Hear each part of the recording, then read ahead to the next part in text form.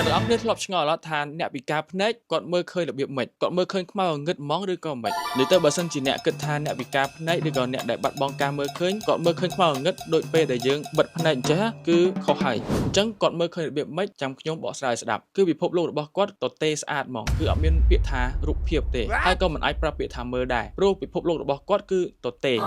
គឺវាពិបាកបញ្យល់ដោយសារតែវាមិនមែនជាភាពខ្មៅឬក៏ពណ៌ខ្មៅដូចដែលយើងបិទភ្នែកទេចុះបើសិនជាខ្ញុំប្រាប់ថាទាំងអស់គ្នាដែលមើលឃើញហ្នឹងក៏ខ្វាក់ដែរដោយសារតែយើងមើលឃើញតែពីមុខឯត្រូវអត់អញ្ចឹងយើងខ្វាក់អីគេខ្លះគឺយើងខ្វាក់ពីលើយើងខ្វាក់ពីចំហៀងឆ្វេងស្ដាំយើងខ្វាក់ពីខាងក្រោយយើងខ្វាក់ពីខាងក្រោមអញ្ចឹងបើសិនជាអ្នកអត់បែរទៅណាអីទាំងអស់មើលទៅពីមុខចំអញ្ចឹងបើសិនជាខ្ញុំសួរថាតើខាងលើមានអីគេខ្លះហើយខាងឆ្វេងខាងស្ដាំខាងក្រោយមើលឃើញអីគេខ្លះវាអត់មានអីទាំងអស់វាមិនមែនជាពណ៌ខ្មៅឬក៏ពណ៌អីទាំងអស់គឺវាអត់មានហ្មងវាគឺជាភាពទទេស្អាតហ្មងវាថាយើងក៏ខ្វាក់ដែរយើងខ្វាក់លើក្រោមឆ្វេងស្ដាំអីជាដើមតែយើងអត់ខ្វាក់ពីមុខតែបើសិនជាយើងបែរភ្នែកទៅឆ្វេងស្ដាំអញ្ចឹងយើងក៏មើលឃើញអញ្ចឹងទៅតែសម្រាប់អ្នកពិការភ្នែកឬក៏បាត់បង់ការមើលឃើញវិញគឺគាត់ខ្វាក់ទាំងខាងមុខនោះទៀតអញ្ចឹងមានន័យថាពិភពលោករបស់គាត់គឺទទេស្អាតហ្មងវាមិនមែនជាពណ៌ខ្មៅអីទេគឺវាទទេស្អាតយកហ្មងវានឹងពិបាកយល់តាមតិចតែបើសិនជាអ្នកយល់ខមមិនម្នាក់មួយមកអ្នកពិតជាវកែមែនតើបើសិនជាយល់អ្វីដែលខ្ញុំនិយាយហើយបើសិនជាអត់សូវយល់អាចស្ដាប់ម្ដងទៀតបានអញ្ចឹងអ្នកទាំងអស់គ្នាមានឆ្ងល់អត់ថាអ្នកពិការភ្នែកយល់សពទៅឃើញអី